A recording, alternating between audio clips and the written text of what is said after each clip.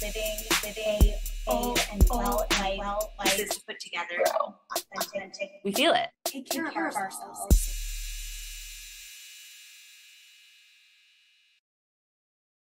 Hello and welcome back to the Wishing You Well podcast, where we share and hear stories about how we each navigate our own unique wellness journeys. I'm Amy Alburo. And I'm Catherine Goodnight. We're both licensed therapists and love hearing about people's wellness journeys. So, in this episode, we are welcomed by Sophia Mullins. Sophia is a woman in the finance industry with an entire platform dedicated to how she's made time to live an authentic life of gratitude, health, spirituality, and personal development. Yes. Thank you both so much for having me. I'm really excited. So excited to have you here, and can't wait to kind of dig into your story and all of your learnings and journey through wellness. But before we do, we love to start with a check-in. It's so important for us to, before we dive into really anything, that we pause and check in with ourselves. And so we love to do that at the top of each episode by asking one another about self-care. And so we'd love to hear from you about how you are, what self-care is looking like, how you're getting those needs met at this point in your life. Definitely. I mean, it's a great question and super important. I would say I've been in a very busy season of life in 2024. I got married. Work has been pretty demanding, as you alluded to. And I would say a lot of my self-care is focused on, efficiency and task stacking lately. So I'm definitely prioritizing it, but it's looking a lot like, meal prepping and making sure that I have food prepared for myself throughout the work weeks. Eating mostly whole foods, try to avoid, processed junk and extra additives where I can, I do have some non-negotiables that are really important to me. So, making time for my morning walk every day, but, back on the task stacking element is listening to audiobooks of, those books that I've had on a shelf that I've been meaning to read for probably 5 years now, but I'm now listening to those on my walk, or, doing a walking meditation. So I can kind of be as efficient as possible with those hours I have before and after work. I've also been kind of on the biohacking front. So there's a biohacking studio I go to here in Miami, and I would say I'm biohacking curious. So I've been, doing PEMF, red light, I do vibration plate, and depending on where I am in my cycle, I'll even do some cryo, which is, I think less than 200 degrees negative. So that's a pretty crazy one, but I've been having good success with those and, my energy levels. And I would say in the workout front, I've really been focused on just being intentional around my cortisol levels. I feel like my day-to-day is already quite high cortisol, and I don't generally have good results with workouts that, even further exacerbate that. So I've been working really just to do some low impact exercise within my routine, call it former Pilates, yoga, walking, but I find that those are really serving me in this season of life. And just fitting it in where I can, not being too rigid about I have to do X, Y, Z every day, because it almost stresses you out more than if you just didn't do these self-care practices at all. So true. You're doing a lot. Thank you. I mean, I'm kind of used to fitting in where I can, and it's a lot of these, like I said, become non-negotiable for me, and I can tell a big difference. It's not only my physical health, but my mental health. If I don't make that walk in or that time to be quiet and sit with my meditation practice. So it's been built up over many, many years. I didn't just start one day and insert all of these things in my self-care practice, but now they're all pretty foundational for me. Mm-hmm. Yeah. Well, and I love that you started with the efficiency piece. I was like, gosh, that's like such a take on self-care that we don't usually hear. Like self-care in the general stratosphere is so fluffy and, all about, I don't know, things that don't feel like very tangible. And you're like, not necessarily about that. And I love that you're like breaking it down into an efficiency stance. You also use habit stacking too. I think you said too, like just, you're approaching this very objectively in a way, which is what's helpful in making it actually fit into a very busy life and busy season. Totally. Yeah. Thank you for, saying that and recognizing it. It's definitely, I try to approach wellness from a realistic lens, and I don't think it's always so realistic. You see these things on Instagram, 3 p.m. they're going to Pilates, 3:40 you're eating your avocado toast, and I think there's a lot of frustration of people that are balancing careers or, whatever they're balancing in life, that's not always the most feasible thing to integrate. And so there's not this or that perspective, right? Where if I can't do that, then I can't do well at all. Like there are ways to integrate it in a realistic way. And I try to lead with that because it's worked for me and it's pragmatic, to your point. Mm-hmm. For sure. Yes. Go ahead. Can I ask you about what's the place that you're going to for biohacking? Is it HealthSpan?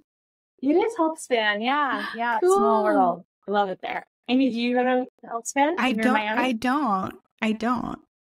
Okay. Next time you're here, we'll do a HealthSpan date. I know we need a self-care date. Love that. All right. Well, Amy, how about you? How's your self-care? Oh, you're throwing me off. I usually go last. So Catherine, as you know, this has also been a really busy time that has now, like as of this week or last week, I guess, come to a pause because a lot of what creates busyness in my schedule is the fact that at Revive we have a very large intern program. And so in the last week, we've had 3 interns graduate, which is really exciting. Our intern seminar has come to a pause. So that's 5 hours in my work week alone. That's now back. Plus the class I'm teaching, all of my students are graduating. So that's many, many hours a week that are back. And I feel like this sense of freedom that I haven't had in a really long time.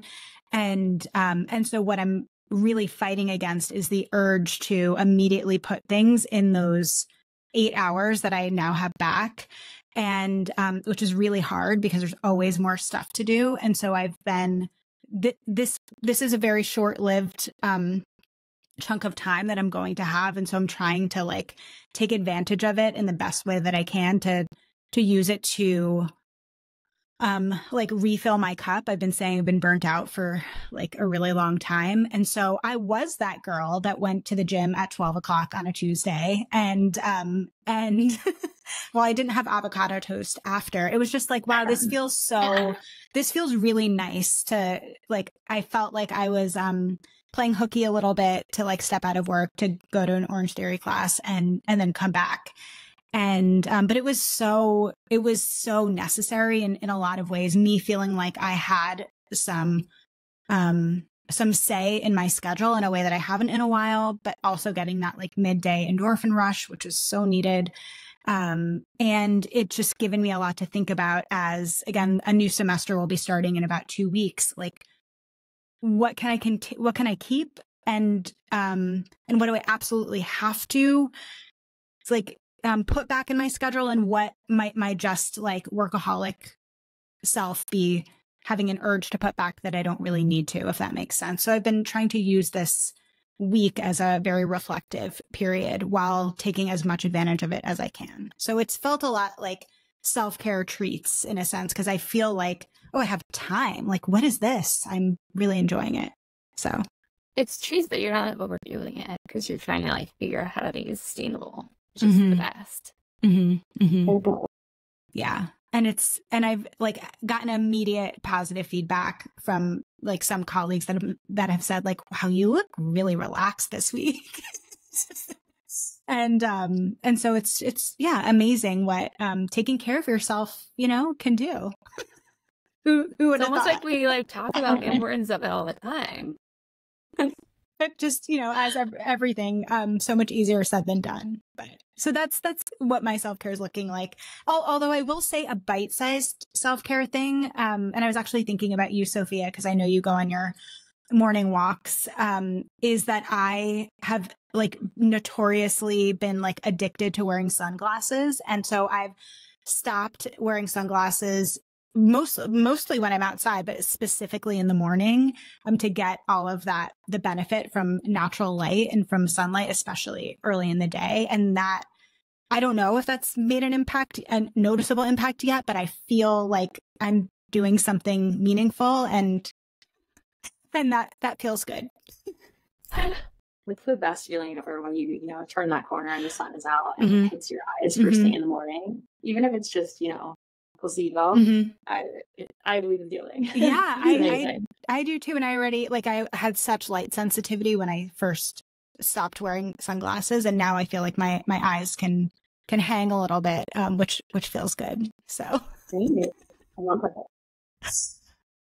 Catherine, how about you? What's your self-care like this week? Okay, so I've been building off of you last week when we checked in. Sophia, I'm by a house right now, which is really awesome.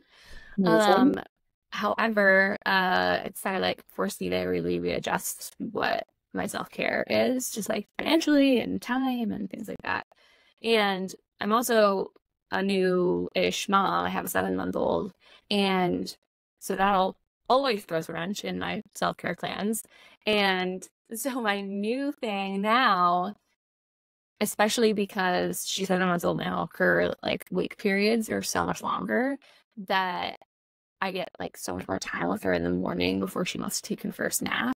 So I'm using that go playing, we're having breakfast, all that. But it's also so nice out. And so speaking of walks, she and I are taking a nice mile walk in the morning together. I have one of those tush babies. I don't know if you guys are familiar, but it's a strap you put around your waist and it has a little seat because she weighs 20 plus pounds. So just pick up. So it gets all the weight off of me. And it's fun because I just have her sitting with me as I'm walking and I'm just talking to her about all the things I'm seeing and all the stuff. And it's just such a nice added thing to our morning routine together because it's something that I have always done by myself, or had always done by myself prior to having her. And now it's so nice to incorporate her into it and get back into it because it's so nice out. So it's this added perk of her extending the nap and also me trying to figure out how I can still think of me, so I did a certain. Yeah, I love that. Walks have always been movement in general, but walks have been such a big part of your self-care. And now your baby can benefit too. Yeah, I mean, and I swear, I'm still that kid in 9th grade English class that's it's so nice out. Can we have class outside? I just want to be outside if it's nice out. So get me out there. Whenever possible. So yeah, I know, and it's really nice to just pull her into that because I know I've also talked about that on the podcast too about instilling certain values in her, and that's one of them is taking care of myself so she can see how important it is to take care of herself as she gets older. And so she's working on a morning walk girl for life. Yeah. She's in it. I should start you also. Yeah, it's great. Okay. So I know that, Sophia, in doing your self-care check-in, you sort of alluded to, obviously some of the ways that you take care of yourself, but you also said that you are in, what I'm going to imagine is more of, an intense, stressful career. And so I'd love if you can share with our listeners a little bit about you and your background and just how you have come to this place of wellness. Sure, of course, I'd be happy to.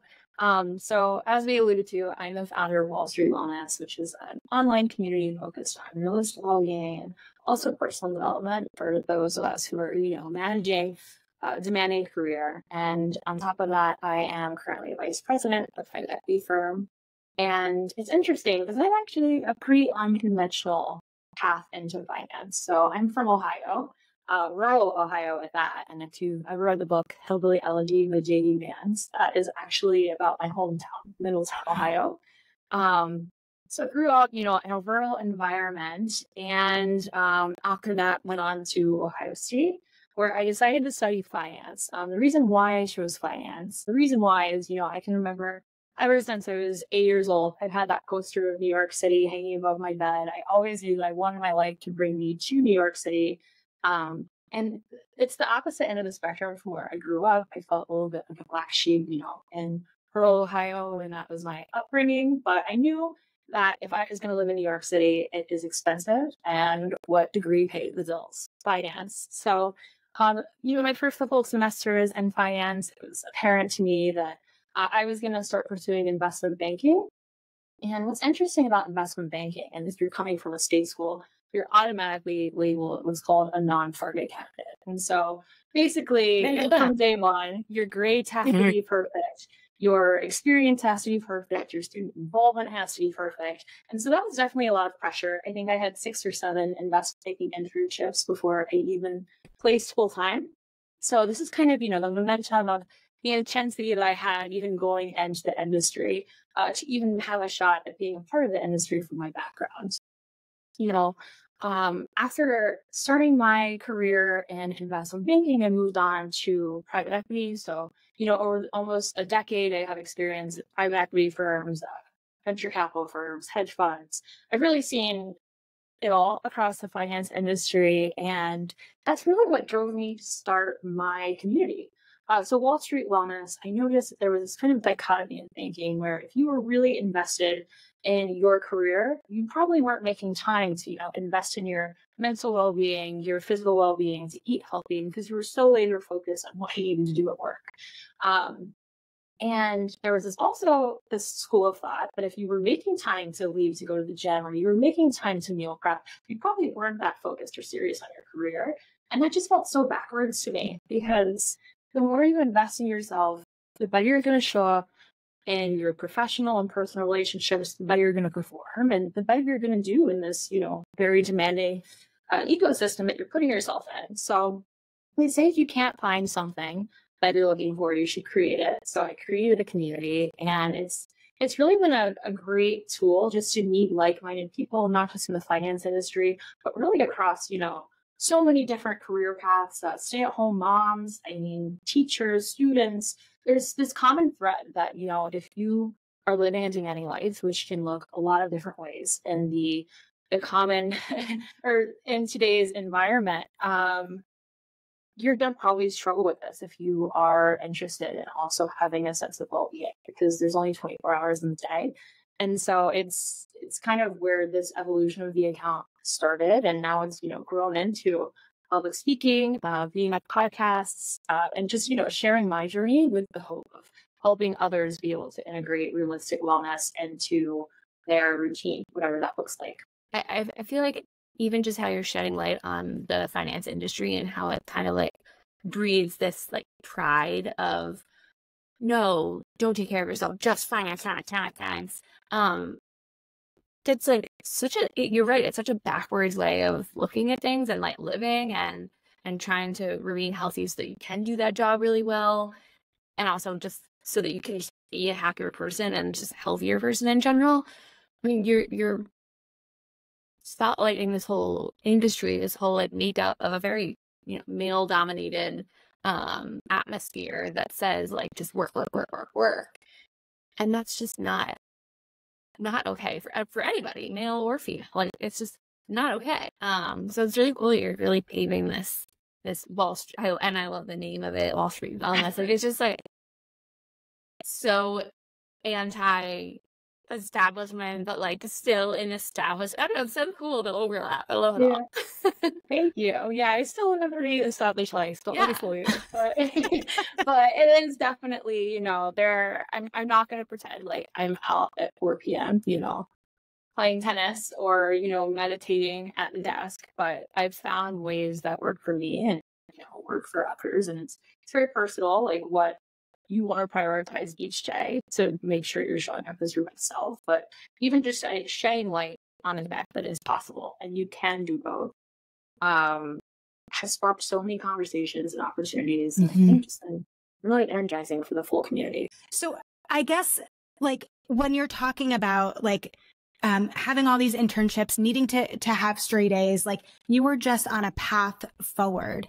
At what point did you receive any sort of signal from your body or just in your life that you needed to pause? Like when did all of this sort of catch up to you, or did it catch up to you? Like how did you know that you needed to do things differently or fit wellness in?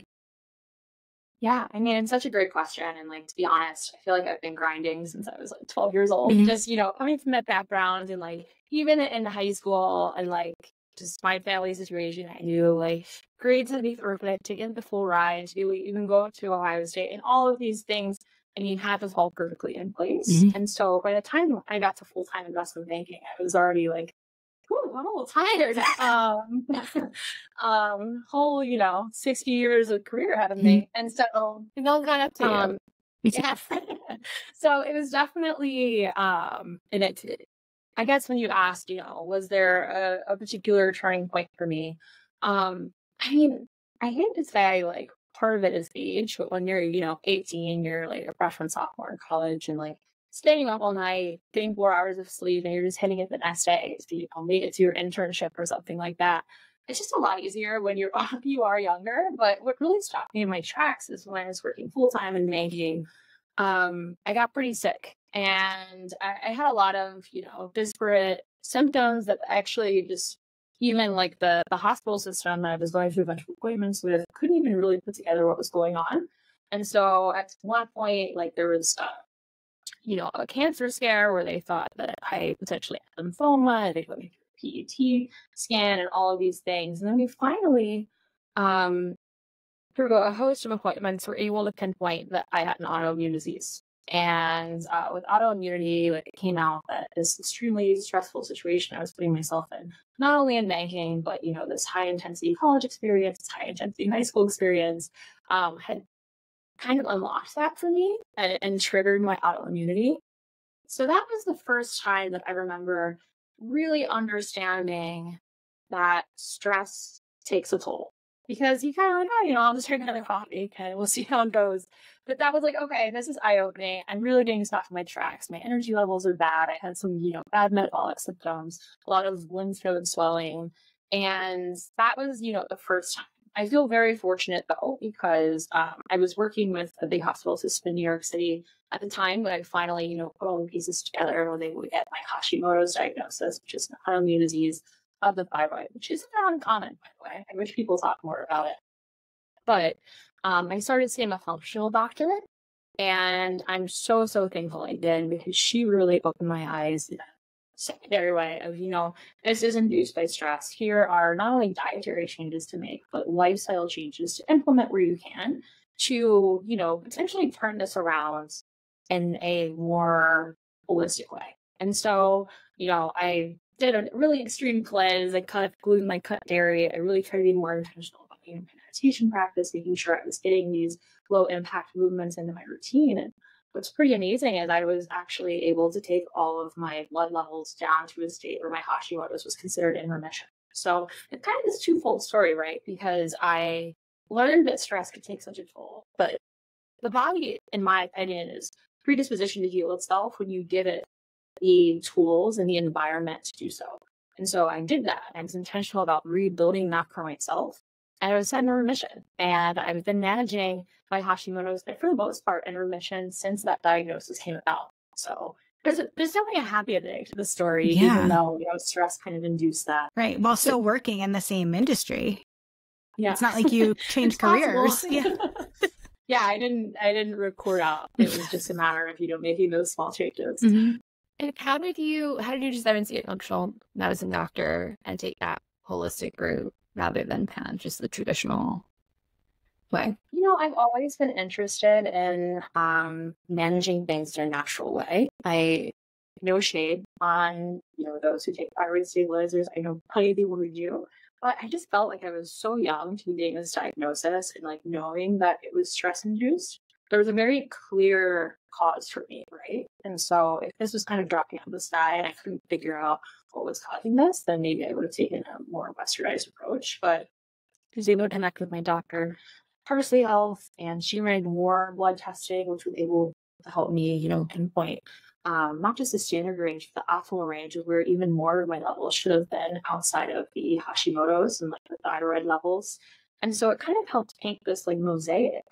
Okay, well, you need to get your vitamin D up so that this can lead to this. And then you need to get, all these other levels up that were not technically optimal because even though they're not directly related to your thyroid, your body is systemic.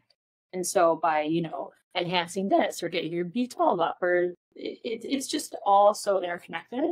And so I think that's why I had a lot of success in, managing the remission as well, is because we weren't just looking at, the thyroid, which a lot of times when you're working in Western medicine, it's okay, you need to go see an endocrinologist for this. And, you should probably see a nutritionist for your food. And then, your foot hurts, go to a podiatrist. And so it was systemic view, especially, for the thyroid, really, really sort of me a way that I'm grateful for it. Yeah. Yeah. Wow. That's, so amazing. And I'm also thinking about the fact that like you've also been through a number of like transitions through this time too, right? Like you're talking about this busy season of life that you've had with work. You just got married. We know that you just traveled, which I want to hear about, but you've also moved. You no longer live in New York City anymore. You moved to Miami. So like through navigating your health, well-being, and your career, you've also had so many shifts and changes. So how have you been able to maintain your health and well-being in the midst of just lifing around you? It's a great question. And to be honest, it hasn't been perfect all the time. But I would say the biggest method I take, and I've actually learned this from Diane, so it all comes full circle. But, when you have 50 balls up in the air at the same time, you kind of have to triage, right? And so this ball is the most important, and maybe this ball is made out of rubber, so it can bounce and catch on the next way up. But it's the ability to triage. And so I know that every day that, happens, especially if work is especially demanding it, if I'm on a call with the Middle East in the morning and, Korea at night, those are probably the days that I'm not going to get, a full Pilates workout in, and I'm probably, not going to go for a 3-mile morning walk or, after dinner, get that walk in. But what I know I can do is I can control the type of food I'm eating, because you can prepare that in advance, and I use my vegan time to do it. I know I can control, the mental headspace I put myself in. And so this kind of gets into a concept that I really like called relaxed productivity, where I feel like in the corporate world, we, if we have 50 emails we have to read, we're of this mentality that, our shoulders are up to our ears and our jaw is clenched, and we have to get through our inbox as soon as possible. It's almost like we're setting the clock on ourselves and there's a countdown. And so we're just, clicking through, and it doesn't have to be that way. Those 50 emails, you don't have to do it either way. You can either do it in a way that makes yourself more miserable, or you can go through your inbox and maybe you put on, some music that you like on Spotify, and you pour yourself a nice matcha, and you go through it and you do it in a way that is relaxed but productive. And so that's been a really game changer for me. And it's not perfect. Like, you almost have to realize that your shoulders are up at your ears before you pull yourself out of that. But, implementing that more into my routine. And at the end of the day, like, it's just having those like mental health practices too, right? Like, I know I wake up early. Luckily, my husband wakes up early for work, and so when he turns all the lights on up in the morning, I just get up with him. But taking that time ahead of work to really set the tone for your day is so pivotal to me and others I know who, put that as part of their wellness practice. And so, waking up before the rest of the world and then not immediately checking your email. It's not immediately checking social media or Instagram either. It's, waking up, hydrating yourself, taking some deep breaths, taking out a meditation practice, sitting into that. It's going for your walk. I especially like the walks in Miami because, I'm seeing all this wildlife, and I feel like every day I see a new type of fish, which is fun for my inner child. But it's just doing what you can every day, and it's going to look so different every day.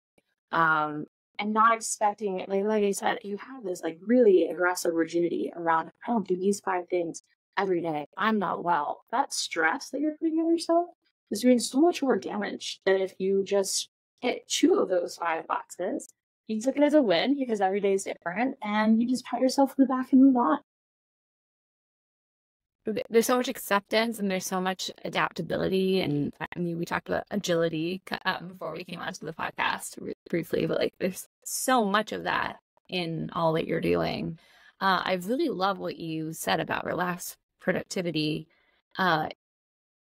I think a lot of people really need to hear that. There's so much busy work and there's so much just like day-to-day monotony, but like important monotony, I guess, that people have to do as part of like any job. And so I think like having those little things that make doing that monotonous work, whatever it is, more enjoyable, or like just a teeny bit, an ounce of enjoyment with that little sip of matcha or whatever it is, like that's such a big impact in such a small part of your day. But if that is happening daily and you're like constantly exposed to this kind of busy work, then it is a bigger deal than maybe you really see it. And so targeting just that's so cool. I love that. Thank you. Yeah, I mean, it's just, reframing, like busy doesn't have to mean miserable. It doesn't have to mean your cortisol is spiking, and it doesn't have to mean all these things that I feel like when you're around people who does need that for, it's hard to pull yourself out of that. But like I said, I'm not perfect when implementing that. It's a lot of times I'm like pulling my shoulders out of my ears to, implement it. But it's made a big difference for me, and just the broader framing of, even if something's urgent, it doesn't mean that it's to like throw off all of your body systems. So true. Well, and also what you were saying about controlling the controllable, or knowing, and also like having an idea of what you can expect and planning around that, I think is always such a good reminder, and added to this relaxed productivity. Like there's this idea that there are things that, we have to do. And I think we can get ourselves into an all or nothing space around that, of like, just because I have to do it means it's going to suck. But but that there is some gray area in that, like, okay, I have to do this thing, and I can also use this time to do things I enjoy, that it can be both, I think is also just a really, speaking of being agile, like a healthy agility exercise for your brain to kind of be in that, be away from that all or nothing thing of either like I'm doing things I have to do that suck, or I'm doing things I want to do that I enjoy. Like those two worlds can collide and work really well together. Totally. And it's so much more sustainable. It is so much more sustainable. And that's the name of the game, right? Careers aren't meant to be a sprint. They're meant to be more of a marathon, and with walls, and there are going to be some boring things you have to do. And so the more you can wrap that up with a pre-go, the better off you are. So you found this need for yourself to strike a balance between all of the hard and intense work that you do in finance, and all of the health and well-being that's like important for you just in general as like an interest and need, as far as the autoimmune disease, Hashimoto, as you mentioned. What did you also then decide, I'm going to share this with people? I want to make a platform. I want to other people to really hear this and relate to other people. Like, how did you decide then to start Wall Street Wellness? Sure. So it was over 5 years ago at this point, which sounds crazy to say. I feel like COVID kind of screwed up my sense of time, whatever that period was. But yeah, about 5 years ago, and like kind of what I said earlier, where I just wanted to find a community of like-minded people who wanted to develop themselves personally and invest in themselves from a well-being perspective, but also really care about how they were showing up in their career. And if you can't find it, which I was having a hard time finding at that point, create it. And so I created with zero expectation. And it's funny, with Wall Street Wellness started out kind of just being a service level wellness. These are the recipes I'm making. These are, the workouts I'm doing, and gym selfies and things like that. But it's taken such an evolution as my personal wellness journey has evolved. So I feel like when you first start out on that wellness path, you start with the things that are most tangible and accessible to you. You are, in a way, you have to start with eating healthy, and you try to start with moving your body, because once you get those down, you're in a headspace where you can take everything else to the next level. And so starting with that, with, eating well, and physical movement, and then it evolves to mental health. It's okay. You need to start seeing a therapist. And this is a little taboo, but I'll share about it on social media.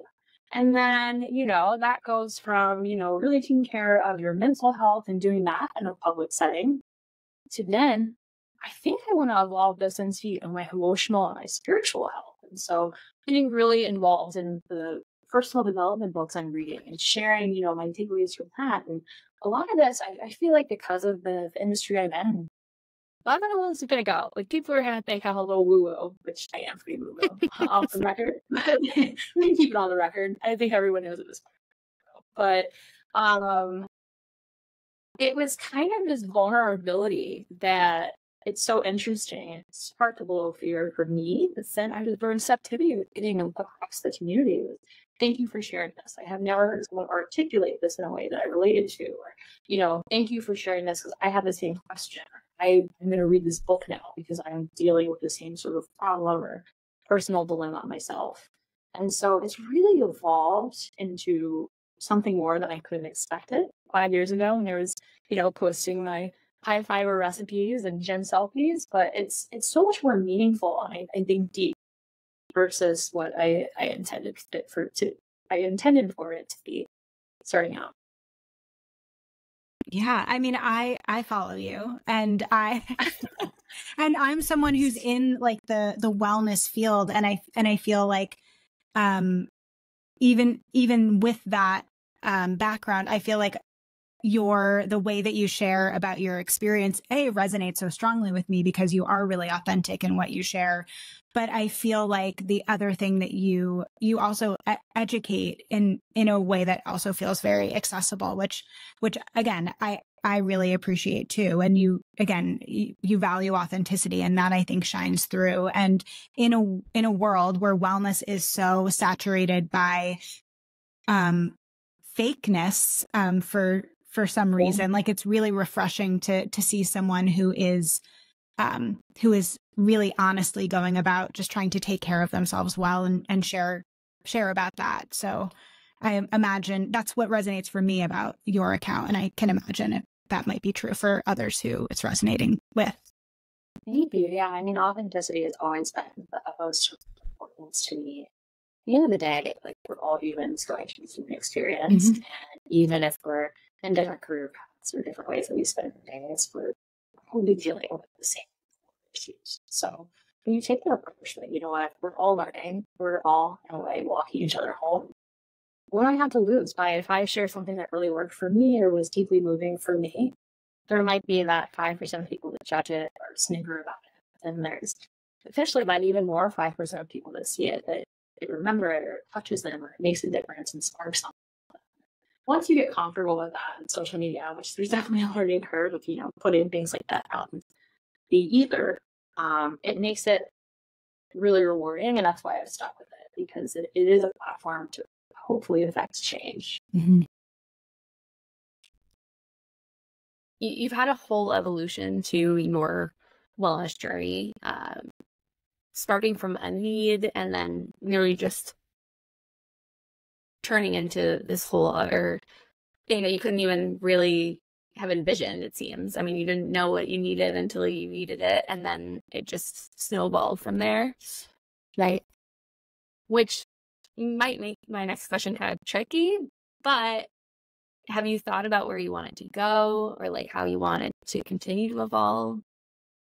I have. And, I don't want to be too prescriptive because I love the serendipity of life and, where doors can open. But over the 5 years that I've had, this community and done public speaking and working on podcasts, I've realized that this is like a lot less of a hobby and it's a calling for me. So I am, kind of envisioning what is that next chapter for me? How can I use, my unique experiences of working in this industry that is intense and my unique gifts of, being extremely passionate about wellness and well-being and wanting to share that. How can I use that to serve other people? And so I think I'm serving others in a really tangible way right now with Instagram and, the keynotes and the conversations I'm having. But I really have this desire to take it to the next level. And so I think, where does that start? I'm in training to be a national board certified health and wellness coach, just to, really legitimize my just understanding and my education in the wellness space. Because there's a lot of anecdotes I can speak to, but I also want the facts under my belt. And I'm open to the serendipity of it. I would love to, do more speaking with people. I've done some of the best speaking events I've done on a subject have been with students who are about to graduate and go into the real world, we'll call it, start their first job, and just talking to them about how realistically they can integrate these well-being practices into their routine. Because we all know going from college to the real world, the corporate working world, it can be like getting hit with tough bricks. And so it's so rewarding to share the tools and not just the things that work well for me, but also sharing anecdotes, things that maybe didn't work so well, or my struggles, so that they can hit the ground running and avoid those mistakes that I made. So rewarding. So I think I'm going to start sharing this passion and this calling in a way that is a bit deeper than just social media. And I'm open and I'm still formulating what that's going to look like, but I think it's certainly on the horizon.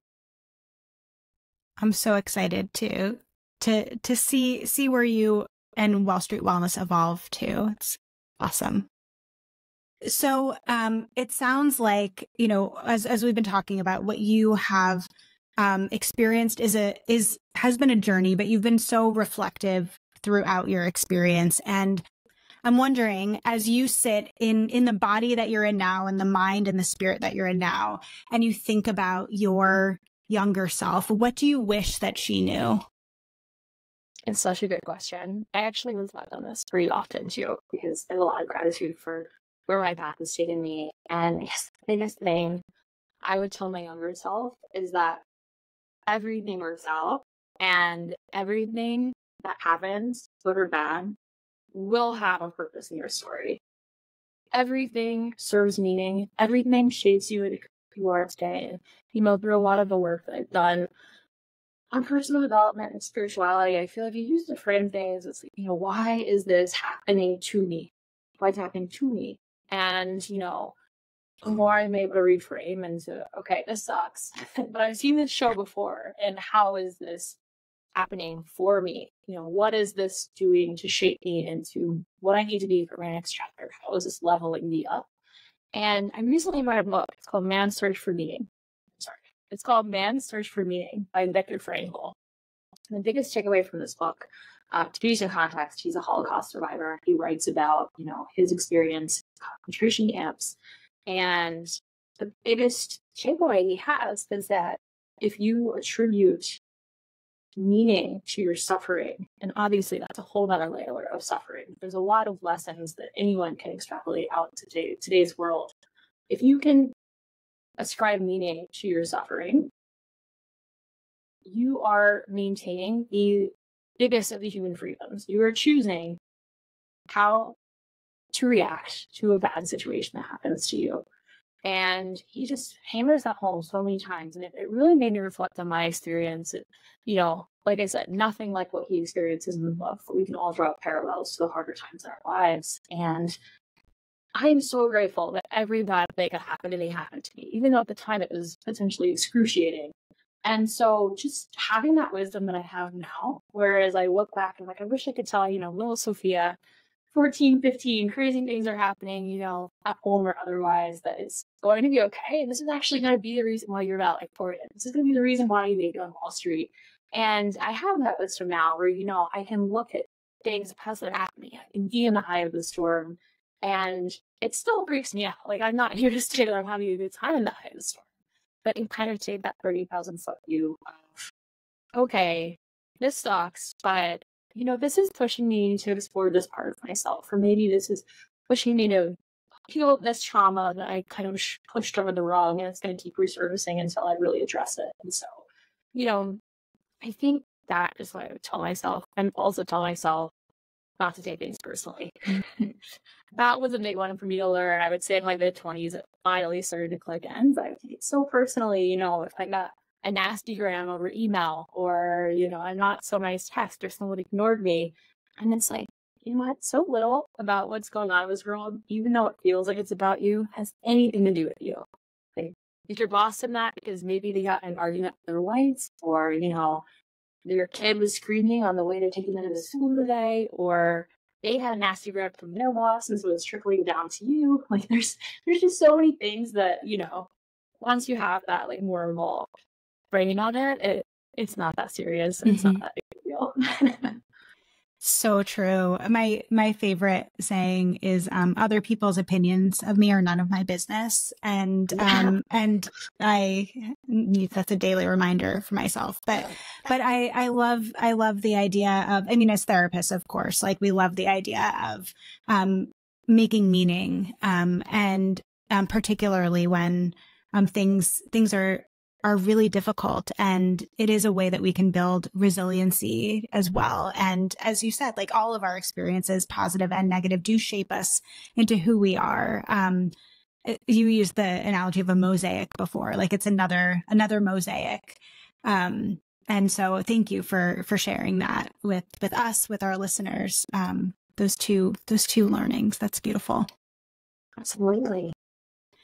Well, we appreciate so much having you here. We have to have you back to get an update on you, on Wall Street Wellness, and all of the great things that you're doing and other learnings I imagine that you will encounter through your continued journey. So consider this an open invitation to come back and chat with us some more. I would love to. Part 2 coming soon. Yes, for sure. And to our listeners, thank you for being here, for following along, rating, reviewing, subscribing. If you'd like to watch our episode today, if you're not already watching us on YouTube, you can watch us at Revive Center for Wellness. Sophia, where can our listeners follow you? You can follow me at Wall Street Wellness on Instagram. Yes. I look forward to connecting, being part of the community. Yes, we highly recommend giving Sophia a follow. Great account. You can follow Catherine at Catherine Van Eyck, me at Amy Albero, LCSW. And we will be back next week with more on all of our wellness journeys. We will see you then. Until then, we are wishing you well.